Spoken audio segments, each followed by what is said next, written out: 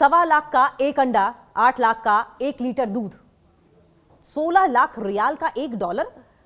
सवाल यह है कि क्या पाषाण युग में ईरान पहुंच गया है? अप्रैल 2026 में ईरान भीषण महंगाई की चपेट में है, जहां एक अंडे की कीमत 1 लाख रियाल से ऊपर चली गई है। एक अंडे की कीमत 1 लाख रियाल से ऊपर चली गई है। अमेरिकी सैंक्शंस और रियाल के ऐतिहासिक पतन ने ईरान की अर्थव्यवस्था को तबाह करके रख दिया है, जिससे कि आम जनता के लिए जो बुनियादी जरूरतें हैं वो भी पूरा करना मुश्किल हो गया है। सरकार राहत के लिए कई एफर्ट्स कर रही है और फ्यूचर क्या है वो इनडेफिनिट है, भविष्य अनिश्चित है। आप अगर किसी किराने की दुकान पर जाएंगे और दुकानदार एक अंडे की कीमत 1.25 लाख रुपए आपको बताए या 1 लीटर दूध की कीमत 8 लाख आपको बताए तो सुनने में ये किसी डरावने सपने जैसा लगता है। लेकिन अप्रैल 2026 के ईरान में ये एक कड़वी सच्चाई है, कड़वी हकीकत है। ईरान में 1 दर्जन अंडे की कीमत 15 लाख रियाल हो गई है। 1 लीटर दूध की कीमत 8 लाख रियाल पार कर चुकी है और 1 किलो चावल की कीमत 32 लाख रियाल है। आप किसी किराना दुकान पर जाएं, दुकानदार एक अंडे की कीमत 1.25 लाख रुपए अगर बता दे तो आपके होश उड़ जाएंगे। आपको लगेगा कि ये कैसा मजाक हो रहा है, ये कैसा भद्दा मजाक है। और अगर ये हकीकत हो जाए तो किसी डरावने सपने जैसा नहीं है, से कम नहीं है, ये कड़वी हकीकत है। ईरान में 1 दर्जन अंडों की कीमत 15 लाख रियाल हो गई है। 1 लीटर दूध की कीमत 8 लाख रियाल, यानी कि सपने में भी अमीर से अमीर शख्स नहीं सोच सकता है। और 1 किलो चावल की कीमत सुनकर तो आपके होश फाख्ता हो जाएंगे। 32 लाख रियाल 1 किलो चावल की कीमत है।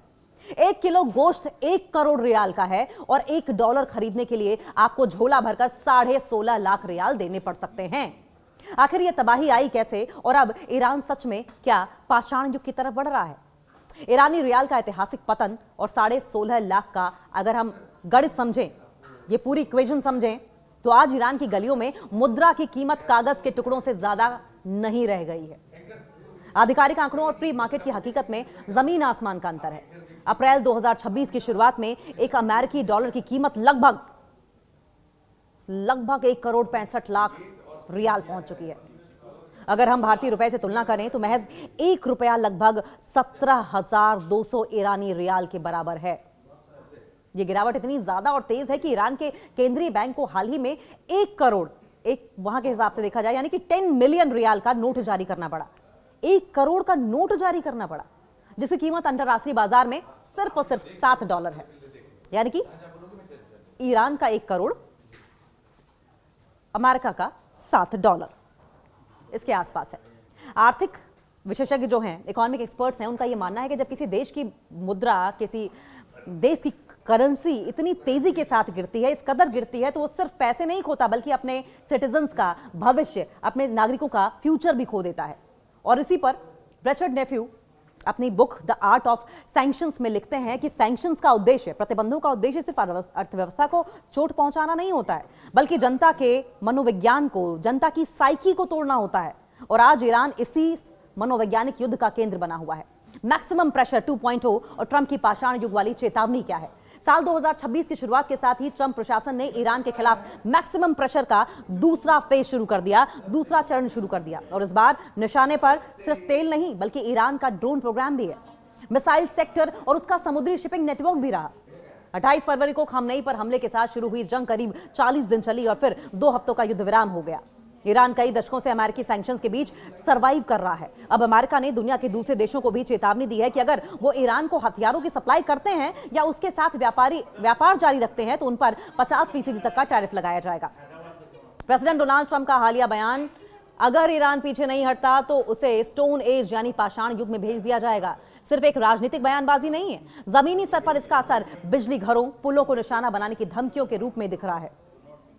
रक्षा सचिव पीट हेग्सेथ के मुताबिक अप्रैल के शुरुआती हफ्ते में किए गए हमले अब तक के सबसे भीषण सैन्य प्रहार हैं, जिन्होंने ईरान के बुनियादी ढांचे को पंगु बना दिया है। लाखों का एक अंडा और बुनियादी चीजों के लिए लंबी लंबी कतारें। ईरान में महंगाई का आलम यह है कि एक औसत परिवार के लिए अब 2 वक्त की रोटी जुटाना भी एक जंग जीतने जैसा है। अप्रैल 2026 की कीमतों पर नजर डालें तो एक साधारण अंडे की कीमत 1,21,000 से ज्यादा 1,40,000 रियाल के बीच झूल रही है। एक दर्जन अंडे के लिए नागरिकों को 15 लाख रियाल तक खर्च करने पड़ रहे हैं। दूध जो एक बुनियादी जरूरत है वो 8 लाख रियाल प्रति लीटर के ऊपर बिक रहा है। ब्रेड की कीमतों में उछाल और अनाज की कमी ने सड़कों पर लंबी लंबी कतारें खड़ी कर दी हैं। Central for strategic and international studies की रिपोर्ट ये बताती है कि बुनियादी ढांचे पर हमलों ने दवाइयों और वैक्सीन की सप्लाई चेन को भी ध्वस्त करके रख दिया। जो लोग घरों में रहने को मजबूर हैं, घरों में कैद होने को मजबूर हैं, और पेट्रोल पंप्स पर राशनिंग लागू कर दी गई है। ये ऐसी मानवीय त्रासदी है जहां पैसा तो है लेकिन उसकी कोई कीमत नहीं बची है। महंगाई रोकने के लिए ईरान सरकार की कोशिशें लगातार जारी हैं। सरकार ने इस बेकाबू महंगाई पर लगाम लगाने के लिए इलेक्ट्रॉनिक कूपन या काला बर्ग सिस्टम को युद्ध स्तर पर लागू किया है ताकि गरीब परिवारों को बुनियादी राशन और मांस रियायती दामों पर मिल सके। इसके साथ ही जमाखोरी रोकने के लिए बाजारों में प्राइस कंट्रोल टास्क फोर्स तैनात की गई है और जरूरी खाद्य पदार्थों के निर्यात पर पूरी तरीके से प्रतिबंध लगा दिया गया। लेकिन चुनौती यह है कि सरकारी सब्सिडी खुले बाजार यानी कि फ्री मार्केट की कीमतों के बीच इतना बड़ा अंतर पैदा हो गया है कि अब ये राहत योजनाएं भी ऊंट के मुंह में जीरे जैसा साबित हो रही हैं। भारी सब्सिडी के बावजूद रियाल की गिरती वैल्यू ने सरकार के खजाने को खाली करके रख दिया है, जिससे कि अब आम जनता के लिए सब्सिडी वाले सामान की कतारें और भी लंबी और बहुत ज्यादा लंबी और अनिश्चितता की ओर बढ़ती चली जा रही हैं। बिना वीजा मास्टर कार्ड के कैसे डिजिटल ईरान चलेगा? सुनने में बहुत अजीब लग सकता है, लेकिन जिस देश की करेंसी बर्बाद हो चुकी हो और जो अमेरिकी सैंक्शंस के चलते दुनिया से कटा हुआ हो, वहां लोग ट्रांजैक्शन कैसे कर रहे हैं? इस पर ईरान की जद्दोजहद काबिले तारीफ है। ईरान ने सैंक्शंस के खिलाफ एक बहुत ही मॉडर्न डिजिटल सिक्योरिटी सिस्टम तैयार किया है। नाम क्या रखा? शेतब नेटवर्क। इसे शेतब नेटवर्क कहा जाता है। चूंकि ईरान अगर वर्ल्ड लेवल पर बैंकिंग नेटवर्क की बात करें तो वैश्विक बैंकिंग नेटवर्क जैसे वीजा या फिर मास्टर कार्ड से बाहर है और इसलिए उसने अपना खुद का एक एकीकृत बैंकिंग सिस्टम डेवलप किया है। आज ईरान के छोटे से छोटे दुकानदार के पास भी पीओएस टर्मिनल मौजूद है। लोग अंडे जैसी छोटी चीज के लिए भी अपना स्वदेशी डेबिट कार्ड स्वाइप करते हैं। ईरान में आमतौर पर कैश ले जाने की जरूरत नहीं पड़ती क्योंकि मोबाइल बैंकिंग एप्स के जरिए कार्ड टू कार्ड ट्रांसफर पलक झपकते ही हो जाता है। यह डिजिटल इंफ्रास्ट्रक्चर ही जिसने ईरान की अर्थव्यवस्था को अब तक पूरी तरीके से जमने से बचा रखा है। रियाल से तोमान का सफर और जीरो हटाने का मनोवैज्ञानिक खेल। ईरानी नागरिकों ने महंगाई को भारी भरकम आंकड़ों से निपटने का एक अनोखा तरीका निकाला है जिसे तोमान कहा जाता है। आधिकारिक तौर पर मुद्रा रियाल है, लेकिन आम बोलचाल और व्यापार में लोग तोमान का इस्तेमाल करते हैं। एक तोमान का मतलब हुआ 10 रियाल, यानी अगर किसी अंडे की कीमत 1.4 लाख रियाल है तो दुकानदार उसे सिर्फ 14,000 तोमान कहेगा। इस मानसिक कैलकुलेशन से लोगों को लाखों करोड़ों के आंकड़ों के साथ जीने में थोड़ी आसानी जरूर हो गई है। सरकार ने भी इस मनोविज्ञान को समझते हुए नए नोटों पर जीरो को धुंधला करके छापना शुरू कर दिया है ताकि जनता को यह महसूस ना हो कि उनकी मुद्रा की वैल्यू मिट्टी में मिल चुकी है। बिटकॉइन और टीथर ईरान के नए फाइनेंशियल लाइफ बोर्ड साबित हो रहे हैं आजकल। जब राष्ट्रीय मुद्रा रियाल पर से भरोसा पूरी तरीके से उठ गया तो ईरानियों ने डिजिटल सोने यानी कि क्रिप्टो करेंसी का रुख किया। एक अनुमान के मुताबिक लगभग 25% ईरानी नागरिक अब बिटकॉइन या टीथर यूएसडीटी जैसे स्टेबलाइज कॉइन्स का इस्तेमाल कर रहे हैं। ट्रोन नेटवर्क पर टीथर का इस्तेमाल वहां न सिर्फ बचत के लिए हो रहा है बल्कि छोटे स्तर पर अंतर्राष्ट्रीय व्यापार के लिए भी किया जा रहा है। सरकार खुद भी तेल के व्यापार के लिए चीन के पेमेंट सिस्टम यानी कि CIPS और क्रिप्टो करेंसी का सहारा ले रही है ताकि अमेरिकी सैंक्शंस की नजर से बचा जा सके।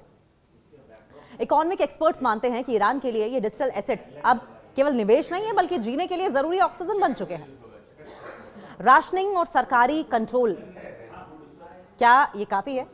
ईरान सरकार ने दावा किया है कि बुनियादी चीजों का स्टॉक पूरी तरीके से सुरक्षित है, लेकिन जमीन पर हकीकत कुछ और ही है। सरकार ने सभी खाद्य और कृषि उत्पादों के निर्यात पर पूरी तरीके से पाबंदी लगा दी है ताकि घरेलू जरूरतों को पूरा किया जा सके।